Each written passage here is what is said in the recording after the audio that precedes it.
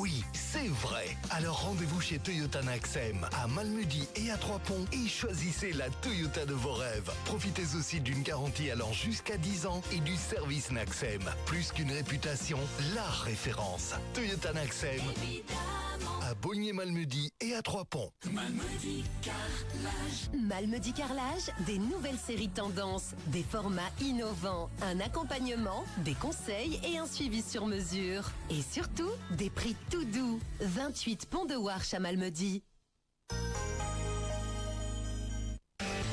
Notre région, notre passion. Le Galfagno-Temblève, un outil de dynamique territoriale au service d'une région d'exception. L'initiative de l'ASBL au Temblève et des communes de Ouem, Malmedy, Stavelot et Stoumont. Impact FM présente le Galfagno-Temblève. Voilà, vous l'avez compris, on va retrouver sans tarder et en direct bien sûr également sur Facebook Impact News et Impact FM le rendez-vous hebdomadaire consacré au Galfagno-Temblève. Pour l'émission de ce mercredi, on accueille Dorine Verhoeven, chargée de projet contrat de rivière pour l'Amblève. Bonjour Dorine. Alors c'est mieux avec le micro, voilà. Bonjour Patrick, bonjour à tous. Alors un point cette semaine, si vous le voulez bien, sur l'avancée du projet eau de source et eau épurée. Donc aujourd'hui, vous l'avez compris, on parle de l'eau, pas seulement celle qui coule de notre robinet, mais aussi l'eau de nos sources, nos rivières, nos lieux de baignade. Et pour cela, Dorine, chargée de mission au Galfa pour le projet sur l'eau. Dorine, tout va bien pour l'instant? Ça se passe bien le projet? Très bien, ça avance très bien. Alors racontez-nous un peu où en est justement ce projet. Donc ça avance. Peut-être d'abord un petit rappel sur la mission concernant les sources. Donc j'ai une mission qui est d'inventorier les sources des communes du Galfagno-Temblève, donc Stoumont, Stavelot, Malmedy et Ouem. Et donc là, l'idée c'est de créer une base de données, une cartographie avec leur localisation, mais aussi leur état, afin de proposer des actions concrètes pour les préserver, voire même les restaurer. Et donc ça va permettre aux communes d'avoir un meilleur œil sur ces sources et aussi d'en prendre soin au mieux. Et donc l'inventaire avance bien. Une grande partie du territoire de Stoumont a déjà été couvert, avec un certain nombre de sources déjà analysées et cartographiées. Mais c'est vrai, j'avoue que cet été, ça a été un peu compliqué, en juin notamment lors de la sécheresse, où certaines sources sont temporaires, donc elles n'étaient pas voyantes, ou d'autres qui avaient vraiment un débit très très faible, et donc c'est compliqué d'en ajouter des nouvelles à mon inventaire. C'est difficile au niveau des repérages, autrement dit. Ça doit être frustrant quand même cela, non? Oui, c'est vrai, mais ça fait partie de la mission. Et justement, l'inventaire de ces sources servira aussi à mieux comprendre comment ces sources réagissent dans ces périodes extrêmes, donc de sécheresse et d'inondation, qui vont être aussi de plus en plus fréquentes. Et donc les sources sont souvent très résilientes face à ça, car elles viennent de nappes souterraines, donc elles continuent à circuler longtemps dans le sol lors des sécheresses et vont permettre aussi d'absorber quand même une grande partie des excès d'eau lors de fortes pluies. Alors, ok, donc si j'ai bien compris, l'inventaire c'est pas seulement du repérage, finalement c'est aussi un réel outil pour l'avenir. Oui, exactement. Et donc chaque source a sa fiche, donc j'y note sa localisation, son accessibilité, mais aussi son état, son débit, etc., etc. Et donc voir même si elles sont déjà protégées ou non. Et donc ça permet ensuite vraiment d'imaginer des actions adaptées à chaque cas. Mais je ne suis pas seule, il y a aussi des belles surprises sur le terrain. Donc j'ai pu rencontrer une bénévole qui s'est manifestée après un article dans le journal où on a fait un appel à bénévoles. Et donc elle m'a permis d'ajouter 2 nouvelles sources à cet inventaire. Et donc d'ailleurs, il y a l'une d'elles qui est particulièrement intéressante. Elle est très jolie, elle se situe en bord de sentier et elle connaissait même encore le nom de cette source. Donc ça permet aussi de retracer peut-être l'histoire et la mémoire de cette source. Et donc ça donne aussi une toute autre dimension à ce projet.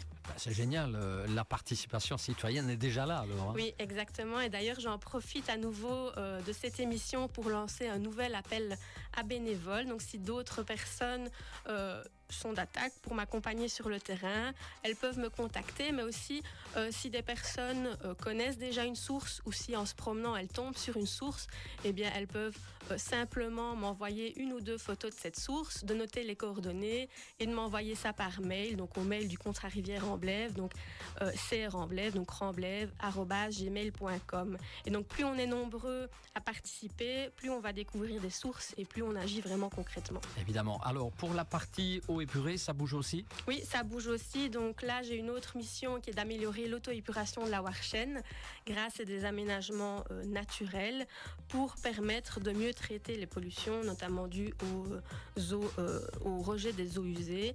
Et donc pour ça, on a eu la chance de rencontrer un expert en lagunage. Donc le lagunage, c'est une technique d'épuration naturelle qui consiste à faire passer l'eau de bassins successifs plantés de végétaux. Et donc en fait, les plantes, les racines, mais aussi les micro-organismes vont vraiment travailler ensemble, filtrer et nettoyer l'eau, comme en fait le fait la nature naturellement, toute seule, mais ici de manière plus concentrée. Et donc l'avantage de ce système, c'est vraiment que c'est à la fois écologique et efficace. Donc il n'y a pas d'apport de produits chimiques, ça consomme très peu d'énergie et ça favorise aussi la biodiversité parce que ces bassins vont devenir des refuges pour les oiseaux, aussi les insectes et les amphibiens. Et en plus, c'est joli. Enfin, moi, je trouve ça joli. Ça a vraiment, ça ressemble à un petit paysage naturel, donc c'est assez agréable à voir. Et donc, à l'heure actuelle, on est en train d'étudier si un aménagement de ce type-là est possible sur un des tronçons de la Warchen. Mais ça va dépendre de beaucoup de critères, comme la largeur de la rivière, sa profondeur, son débit, le type de substrat, la stabilité des berges, la concentration en eau grise, mais aussi le propriétaire du terrain, l'accessibilité, la configuration du terrain, etc., etc. Bref, pour ce genre d'aménagement, il faut vraiment penser à tout. Ouais, il y a beaucoup de paramètres, autrement dit. Oui. Donc je résume, l'inventaire avance bien, les habitants peuvent là aussi participer et il y a même de très belles perspectives pour épurer la Warchen finalement. Exactement. Et ce que je veux montrer surtout, c'est que chacun peut contribuer à mieux connaître et alors à préserver l'eau. Voilà, merci beaucoup Dorine pour la conclusion. À vous qui nous écoutez très tôt ce matin et vous découvrez une source ou si vous voulez simplement donner un coup de main, comme on l'a dit tout à l'heure, vous pouvez contacter le CRA, c'est-à-dire le contrat Rivière-en-Blève. Une adresse mail, c'est cranblève@gmail.com. Je répète, c'est cranblève@gmail.com. Voilà, j'y arrive, faut pas se planter. Un dernier mot avant de partir, Dorine? Merci beaucoup pour votre accueil et merci à tous les auditeurs qui nous écouteront pour m'aider s'ils le veulent. Voilà, le message est lancé. Oui. Et on peut, si vous n'étiez pas en direct, revoir tout cela évidemment sur la page Facebook Impact News. Réécouter tout cela de manière très agréable et on se retrouvera bien sûr la semaine prochaine de nouveau avec une autre séquence du GAL à 8h40. Notre région, notre passion. Le GAL Fagnotte-en-Blève, un outil de dynamique territoriale au service d'une région d'exception. Avec le soutien de la Wallonie et cofinancé par l'Europe.